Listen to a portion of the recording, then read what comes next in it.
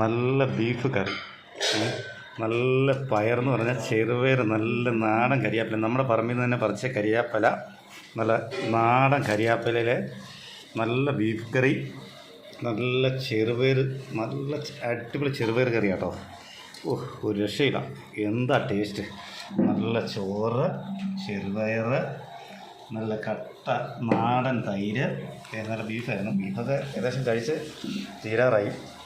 നല്ല കട്ട തൈര് കേട്ടോ, വീട്ടിൽ നമ്മൾ ഇവിടെ തന്നെ ഉറവിക്കുന്നതാണ്. നല്ല കട്ട തൈര്, ചോറ്, എനിക്ക് നല്ല കുത്തിരി ചോറായി. ഓ, ബീഫ് കറി ഒരു രക്ഷയില്ല കേട്ടോ. ഓ, നല്ല അധികം മസാല ഒന്നും ചേർക്കാതെ ഉണ്ടാക്കിയേക്കണം.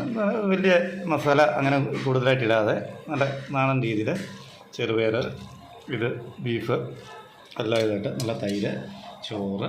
ഓ, ഒരു രക്ഷയില്ല കേട്ടോ. തിന്ന് ശരി ഒന്ന് കഴിച്ച് കഴിഞ്ഞപ്പോഴത്തേക്കാണ് ഇതൊന്ന് ഓർത്തത്.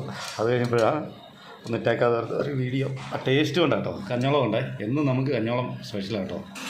കഞ്ഞോളം ഒരു ഗ്ലാസ് കുടിച്ചാൽ അതിൻ്റെ ഒരു എനർജി കിട്ടത്തുള്ളൂ.